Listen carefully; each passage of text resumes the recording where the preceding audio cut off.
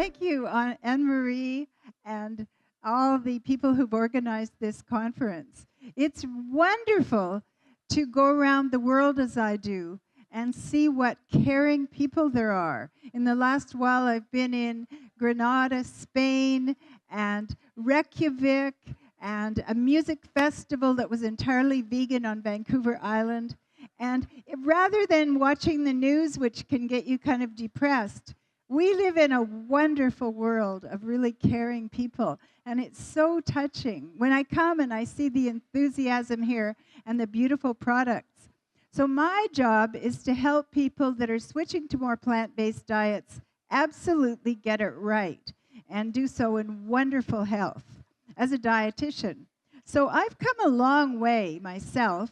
I started teaching nutrition at the University of British Columbia in 1965, figure, 52 years ago. Yeah, and so I've seen this huge change in the attitudes towards plant-based nutrition. So what we've seen in terms of textbook is the university messages, say in the 70s, were that vegetarian diets were risky, we shouldn't be consuming them during pregnancy and lactation. And just, you'll see how things have changed. Or by those under 20 years. And also that vegan diets were downright dangerous. Now, at the time, there had really not been a lot of research. So it was kind of reasonable that we were seeing things this way. But things have changed tremendously. And as Anne-Marie mentioned, I'm lead author on the Academy of Nutrition and Dietetics position paper on vegetarian nutrition, the current position paper. Although this is an American Academy, as Canadian, I'm the lead author. And what we say in this paper is that appropriately planned, and that's where I really aim to help people, as does Anne-Marie. She's got her Clinique Vesanto, and there's a booth upstairs, and people take classes and learn the foods and the nutrition and have medical input, and it's a wonderful experience. And we want people to really succeed brilliantly and, of course, end up doing way better than they did on a more animal products-based diet. But we now know that these diets can help us not only lower our risk of chronic disease, but actually reverse it. And they're appropriate for all stages of the life cycle. And I see clients in my office, which is in Vancouver, Canada, or have Skype visits and Zoom visits with people all over the world. And a lot of the people who come are going through pregnancy or starting to raise children, and they really care about nutrition. They know how much it matters and want to get it right. And of course, we know that if our kids are growing up that way, they're even going to be healthier when they get older. They're adopting good diets right from the beginning. And the other emphasis that's come in just in the last few years is that environmental impact of going more plant-based. I'm just trying to get this little thing right. So these position papers are free online, and you can read it. You can actually use it to take to your doctor or your baby clinic, and in case they're not so up with the plant-based research. And there's a website, and also on my NutriSpeak website, there's a direct link to this paper. So it's a very interesting document because it really supports people with the key points. What we're going to talk about today is a lot about iron and protein and beans and serum ferritin, and also vitamin B12, iodine, calcium, vitamin D. Now, with protein, it really isn't such an issue as we used to wonder. In the 50s, some of the research was done at Harvard that clearly established that you could do well with plant protein. But people still wonder. And of course, I'll just ask people in the audience, how many people have been asked by their relatives or friends, where do you get your protein? Look at all the hands. Yeah, it's just something that happens. And because we so much associate protein with animal products, but that's not how it actually operates. We could easily, the largest mammals get their protein from plant sources. They build animal elephant muscles and gorilla muscles and a rhinoceros, just all sorts of animals, cows. So it's really easy to get enough protein on a plant-based diet. And we find, in fact, that a lot of the most successful athletes in the world, some of the bodybuilders, are using plant-based diets. And so there's some really fun websites, veganbodybuilding.com, greatveganathletes.com, plantbuilt.com. And we find in Canada, we have Megan Duhamel, Olympic silver and Canadian national gold figure skater. I think her partner said that it was so easy to lift her because she was vegan. And he said, but her suitcase wasn't so easy to lift because it was all full of vegan food. So he found that but for her, for the skating, it really helps. Sonia Looney has found that her cycling as a professional cyclist has improved even. Georges Larac, who's got Veg Delicious upstairs, really good food. There's that example. Antoine Jolicoeur de Roche, a triathlete. Venus Williams, and I think we may have in the audience Xavier Ducharnay, a swimmer. Oh, there he is. Thank you. Yay! And you're upstairs, right? At is it Copper Branch? Yes. And we'll sign a picture. So thank you so much. Of course, Venus Williams isn't Quebec a resident, but she was here doing tennis just a while ago. So yeah, thank you. So it's very inspiring, these people that are going more plant-based and really succeeding brilliantly in their athletic careers. Now, I just want to tell you a little bit about, whenever I go to different parts of the world, we use different words for legumes, meaning beans, peas, lentils. I know in French that could be legume is a different usage, but here I'll use it in this term. And sometimes when I go to Europe and speak in Britain or France, we have to call it pulses.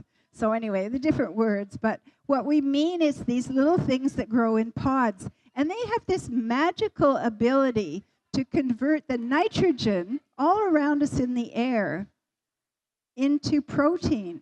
We can't do that. We're breathing it all the time.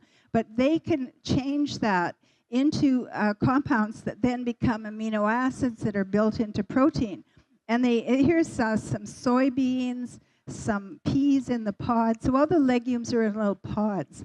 And the roots of these, in case are there any gardeners here? Put your hands up. Let's see who's gardener. Few people, but we don't have that close an association sometimes. If you shake the roots of a plant that is one of these legume plants, you find these nodules, and they have nitrogen-fixing bacteria. And so that's why the legumes, the beans, peas, lentils, will become nitrogen superstars. And for example, in that Copper Branch, I just looked at what they have for their veggie bowl. They've got chickpeas, that kind of thing. And it really makes a big difference for our protein intake.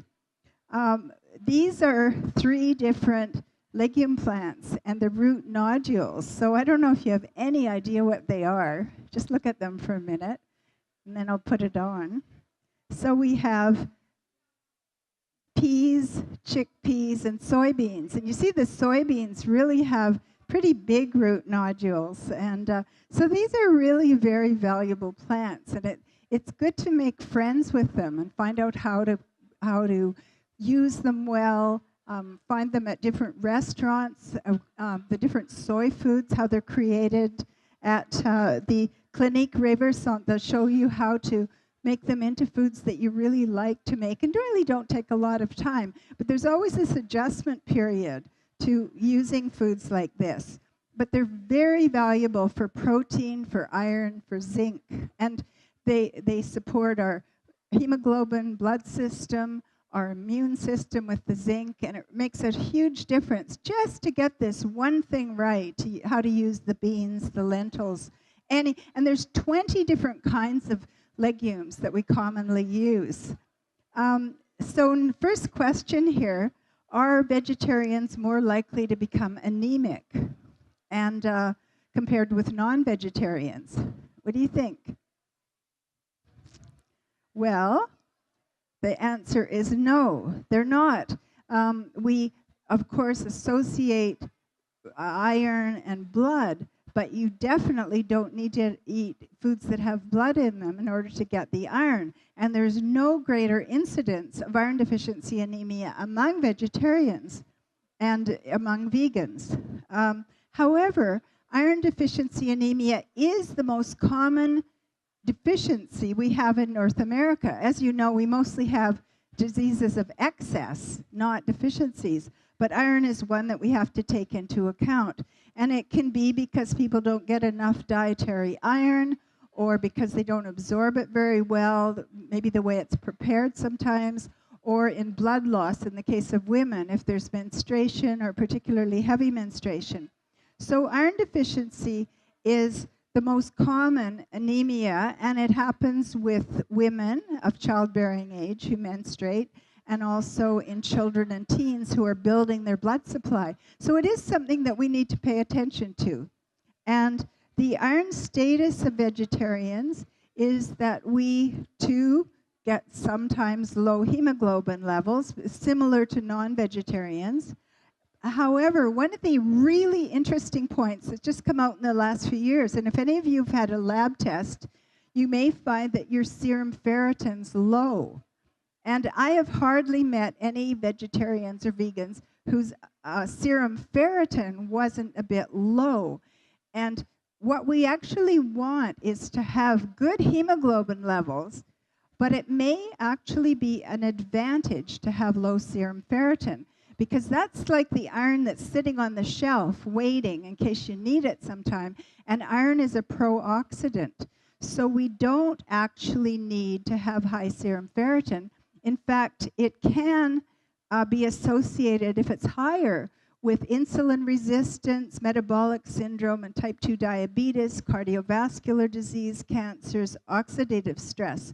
If we've got lower serum ferritin, it doesn't affect our health, it doesn't affect how we feel, it doesn't make us tired, but it actually can reduce our risk of these chronic conditions. So that was a very interesting finding by Koreans, by people in the Netherlands in the last 5 years or so, that has kind of turned things around. So if you ever get a lab test and it says your hemoglobin's fine, but your ferritin's low, well, don't worry about it. In fact, think, well, that's pretty good. What about going in a more plant-based direction and using cheese and eggs instead? I'm not talking about the non-dairy cheeses upstairs, which are just delicious. If you haven't tried them, do, because they're really getting the knack of that.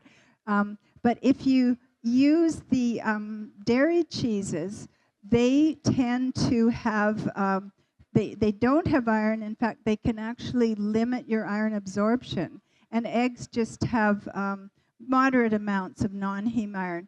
So a lot of times when people switch in this direction and start becoming lacto-ovo-vegetarians, they may become anemic. In fact, I remember my daughter did. When she was a teenager, she became vegetarian actually before I was. And she was anemic for a little while. Then she figured out how to make hummus.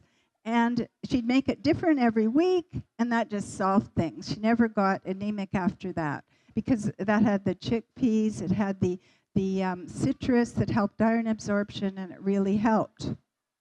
So people need to start discovering beans again for this reason. It can just really help to round out your diet. Usually people get a lot of the other things right, but just that one. So the iron-rich plant foods, as I mentioned, the lentils, beans, chickpeas, all the 20 kinds of beans. Just think for a minute how many you might know. Think of all that, there's different colors, black, white, navy, there's red beans, they're in every different culture, and there's 20 commonly eaten types. Also, there's seeds which turn out to be very valuable. Different nuts, cashews, pine, almonds, they have zinc as well, as do the seeds. Different vegetables are iron sources. quinoa, iron-fortified cereals for babies, things like cream of wheat, or when somebody's really older and they have poor dentition, that's something they can enjoy.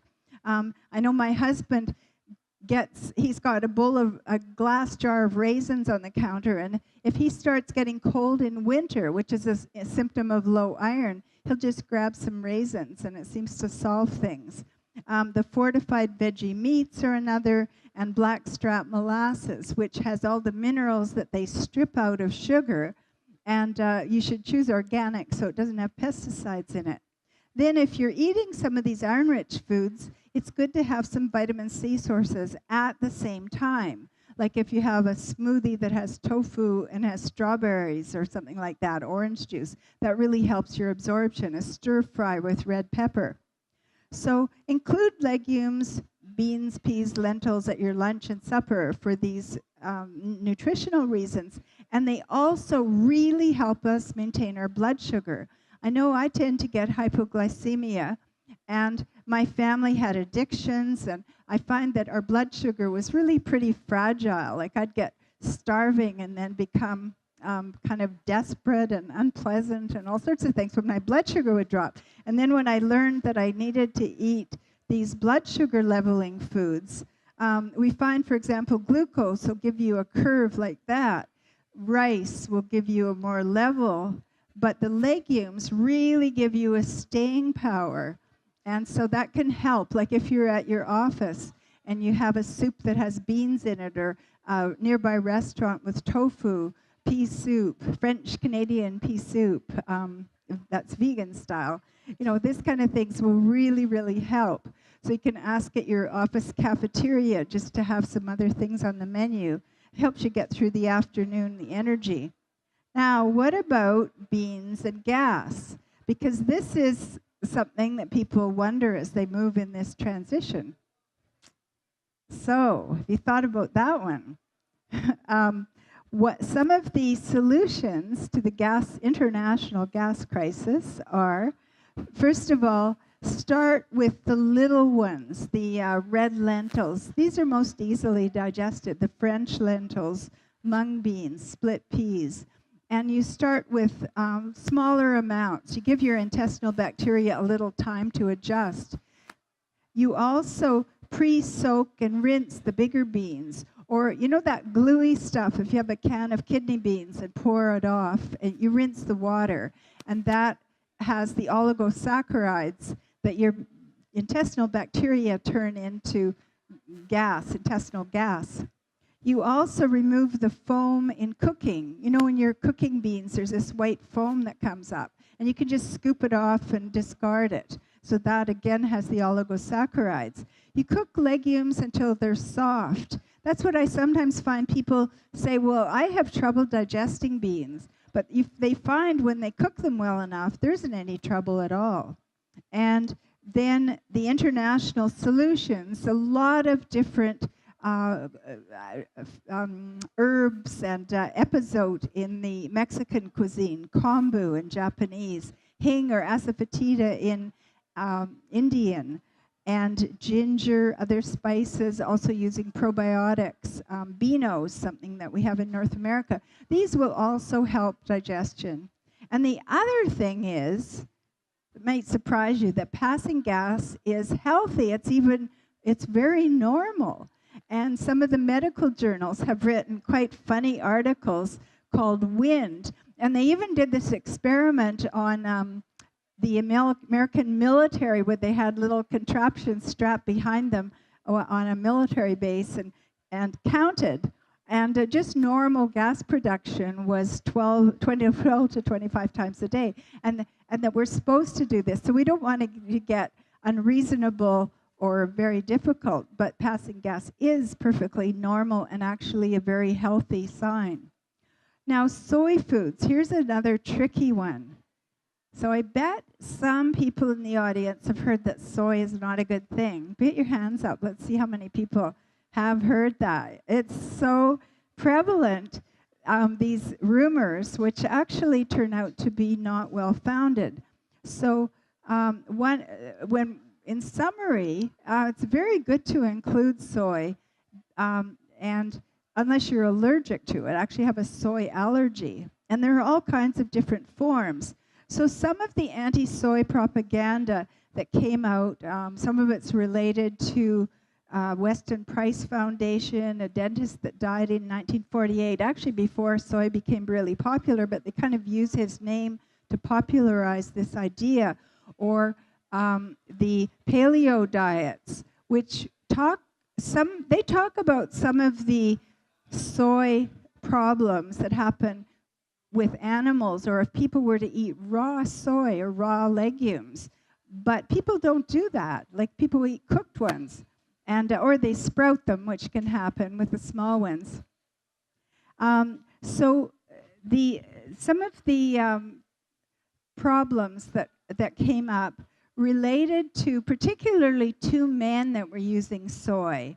And the studies that came out, one man was 19 and one was 60 years old, and one of them had 3 quarts of soy milk a day for a year, and the other one had 12 or more servings of different soy foods a day.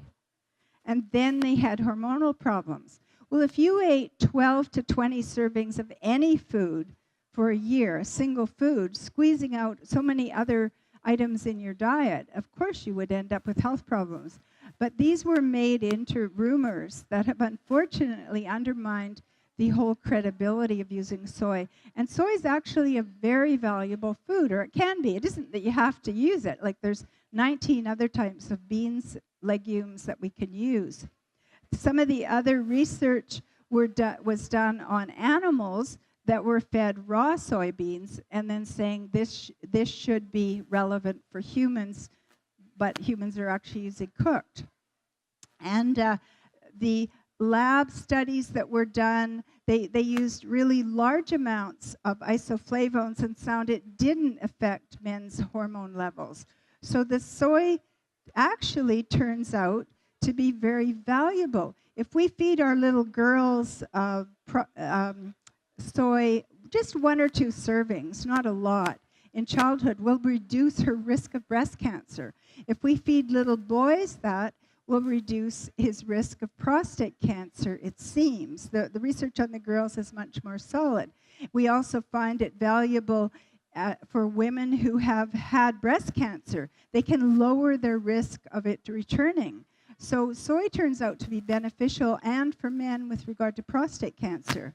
Some of the valuable blogs are by Mark Messina, and also veganhealth.org, a dietitian in Oakland who's particularly been interested in that.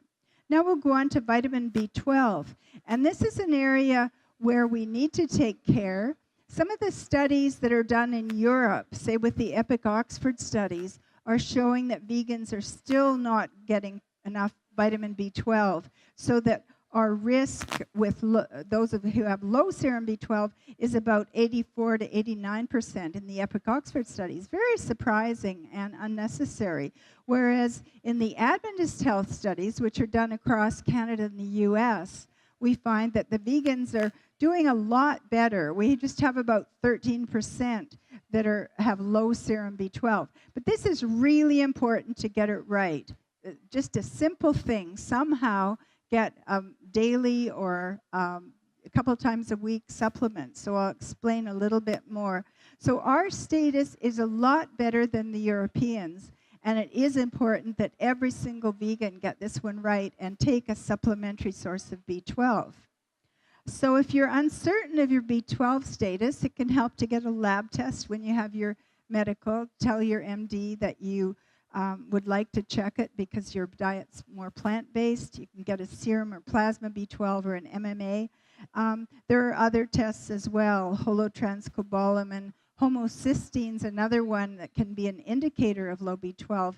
And it's funny because if you got high homocysteine, that's a toxic component, and B12 just helps get rid of it, then high homocysteine can undermine a very otherwise healthy diet. I mean, we have a hugely reduced risk of heart disease, but high homocysteine can just throw that out the window and negate our health advantages.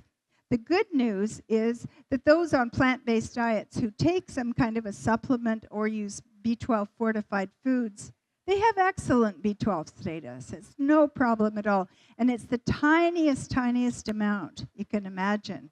So a reliable source, and this also includes everybody over 50, whatever kind of diet, because as we get age, we don't use the B12 from animal products as well due to intestinal changes. But you want a daily supplement that has at least 25 micrograms, twice a week, 1,000 micrograms, or use a fortified food, like some of the veggie meats or nutritional yeast have that. And in Europe, they've got a toothpaste that's just come out that has B12 in it, but I have not tried that yet. It looks like fun, though. Okay, next, calcium and vitamin D. And we find one of the interesting things is, how many people here are under 30? Let's see. Okay, yeah. So what we do is, up till we're 8, we're gaining bone density. And then up till we're 16, we're gaining bone density. And then we're still gaining until we're 30 years old. So all that time we have a chance. It's like really putting money in the bank, putting bone density in your bank. And then your bone density levels out, and then it kind of gradually drops when you get past menopause, or the menopausal sort of age in the case of men. So what we want is a lot there in the first place, and then we stay in really good health. And one of the tricks to do this is to include the calcium-rich foods. So these come in different groups, like the greens, the kale. I've seen plenty of kale upstairs, and this is really a good bone builder. The Napa cabbage, bok choy, broccoli. Also with fruits, calcium-rich orange juice, or just oranges or figs. And then tahini or almonds, and the blackstrap molasses again, and then the black beans, the white beans, the calcium-set tofu, the Vegemo, the Natura milk. We have really, really good products. And be sure to choose the fortified veggie milks. So the calcium absorption, we think of cow's milk as kind of being the standard because we learned that in school. But tofu's got about the same absorption, about 30%. If we have things like sweet potatoes and the soy milk, some of the soy milks are right up there with the cow's milk and the tofu. But the greens and the fortified juices are up double that. They're really high. They can be. And what's low is things like rhubarb and spinach. So that kind of works well for calcium. And then sometimes you have to top up with a supplement. One of the other features here, now we're just heading into winter, we have vitamin D winter in Canada. In fact, everybody north of 33 degrees north latitude has some degree of vitamin D winter. So ours will go here from October to about March. And we wouldn't make vitamin D with our skin, even if we were lying out nude, which of course we wouldn't be. But our skin the ultraviolet rays aren't strong enough, whereas we can make it in the summer months. So it's important to deal with vitamin D, which helps us absorb calcium.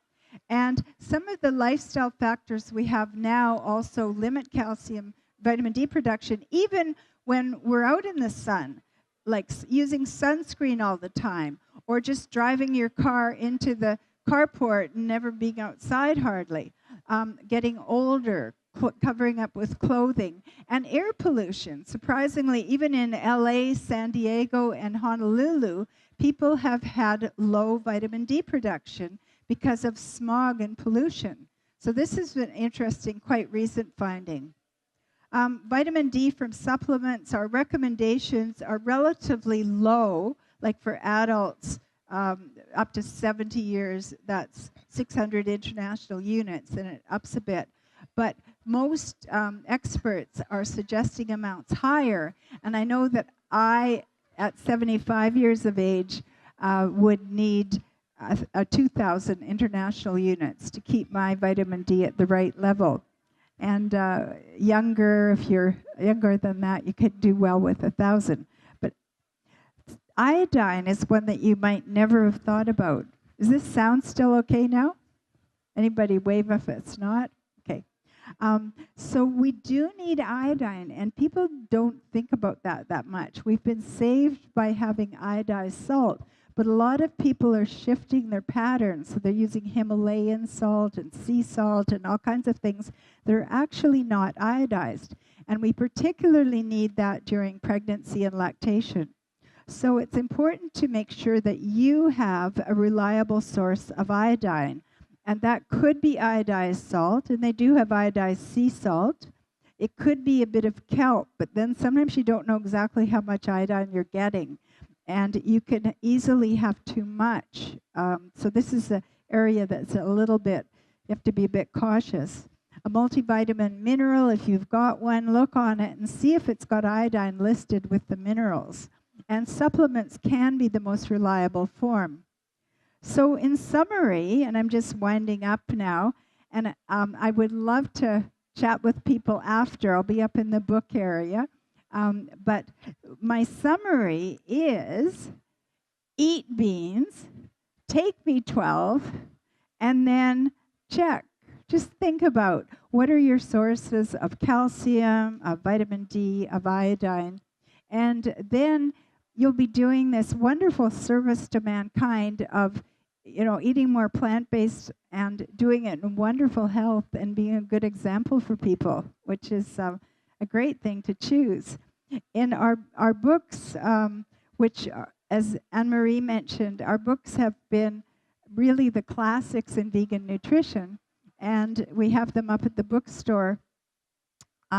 There's the Express edition, which is a kind of concise version, and the comprehensive edition that is used by health professionals and is all referenced, and it's twice as big. But they help people with all the different aspects, like how do you bring up your child or your grandchild, and how do you deal with sports nutrition, eating disorders. So we just go through the different aspects of eating plant-based and doing it in excellent health and having the details. And we go through these points that I listed, plus a lot more, of course. And I'll be doing also a book signing up there at 4:15. And our books, to my great surprise, have won a Canada Book Award, 2 Book of the Year in the U.S., and got star rating with the American Library Association as the go-to books on vegan nutrition. So we were very, very happy. And the position papers on this website, nutrispeak.com. And I'd like to thank you very much for taking part in this event, because it's very touching for me. Thank you.